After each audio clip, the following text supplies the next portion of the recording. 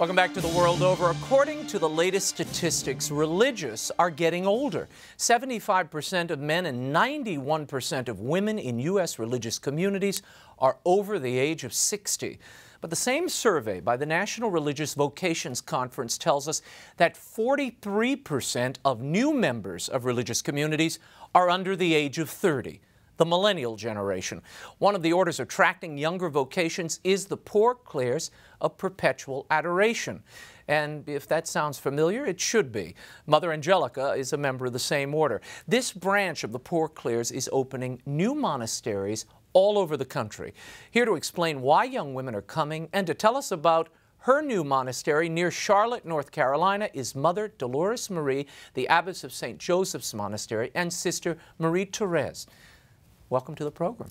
Thank you, Glad Raymond. you all could be here. Now, Mother Dolores, what are these young women telling you when they call to inquire about religious life and about joining your community in particular? Well, I think they're looking for an authentic expression of religious life. And so there are certain things that they're seeking when they come to us, and it's faithfulness to the magisterium of the church. It is a life lived out authentically according to the particular charism that they're called to. And they're eager to, I think, give themselves fully to the Lord in whatever way they're being directed by the Holy Spirit. But Mother, you'll forgive me. People looking in, people reading about this or seeing you all, they say, wait a minute. This is counterintuitive. You're young women. You should be out enjoying your life. You should be out working. You should be out working with the people. Why are young women being called, particularly to a cloistered existence? We should tell people, you are hidden away from the world, adoring the Blessed Sacrament. Yeah. Why that call? Well, don't most people want a challenge? You know, that's what, they don't want something watered down, and they want something where they really sacrifice themselves. Why would you want to enter an order where basically you're living the same life you live out in the world? So they're looking for, when they feel that call, they really want to give all, and the cloistered life is a particular call in itself. So you don't have the same numbers entering a cloistered order that you do for active orders, but it's still there. That interest is still there, and for our particular order, it's always because of the Blessed Sacrament. And I want to get into that in a moment for people who might not be familiar with this particular call. Sister Marie Therese, what brought you to the religious life? What were you looking for? What did you hope to find? Actually, I grew up around EWTN, so Mother Angelica and the sisters were like part of my family. And I was so drawn to the joy of the sisters, their faithfulness to the teaching of the church, the Blessed Sacrament being the heart and center of our community in particular. But just the incredible joy, like that just always struck me. It's like, why are they so happy? What is so different about this life? You know, all that they've given up, and they're just incredibly joyful. Yeah, so, it's something to see, and you do see that kind of bouncy, radiant spirit that Mother Angelica have, that both of you possess as well. Tell us about, before we move on, how would you describe your order? Because I know many faithful Catholics, members of my own family, who say, oh, that's lovely, Mother Angelica and the nuns over there praying, that's nice, but why don't they teach kids? Why aren't they out in the world feeding the poor? Why don't they do something useful for society? You would say what? Well, any document of the church that you pick up on the cloistered contemplative life talks about the intrinsic value of a life of prayer and adoration. Our life doesn't have boundaries, you know, whereas if you are in an active apostolate, you can only minister to a certain section of people at a certain amount of time. With our life, kneeling before the Lord in the Blessed Sacrament, it radiates throughout the world, and there are no boundaries to it. So it's an effective means, as are the other ways, but it is a particular call. You know? No, you know, in reading the description of your order, when I was working on the biography of Mother, it talks about adoration in reparation for the world. Now, that's one of those $10 words that people don't understand the meaning of. What does it mean to pray for reparation of others, for the sins of others? It's reparative thanksgiving, to be specific. So if you think about the world, most people when they're unhappy, I think it's because they're not thinking of all the things they had to be grateful for, and especially grateful to God.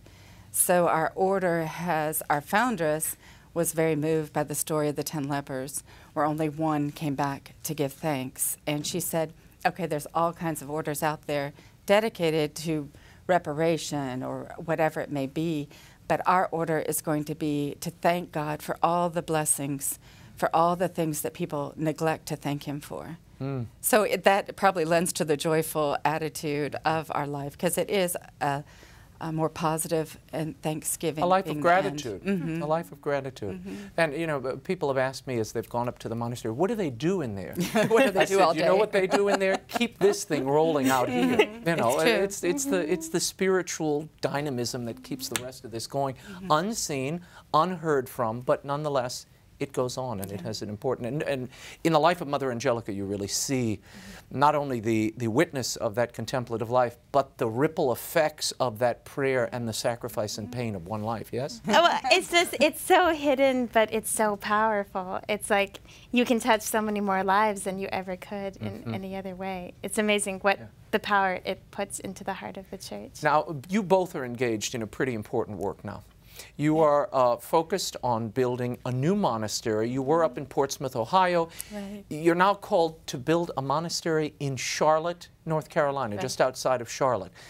Before we get into the project itself, what of Mother Angelica's example and model have you incorporated into your own life, particularly at this moment, being the great foundress, one of the great foundresses of the church? Right. What did you take from her? What are you using now, do you find? I would say there's a lot of things, because with Mother, if she felt something was God's will, then she wasn't afraid to pursue it. And it really didn't matter what the sufferings were that were involved, what the sacrifices were. But if the Lord, if in prayer she discerned the Lord wanted something, she did it. That would be one example, because it did take a lot of courage for us to take the path that we've taken. Another thing would just be her awareness of God in the present moment, and that joyful spirit that you talk about. She always delighted in the things of God. So, tell me, why North Carolina? Why Charlotte? it is a vibrant, growing diocese. We saw the love there for our Lord in the Blessed Sacrament. The Bishop Jugas, has instituted an annual Eucharistic Congress that grows every year.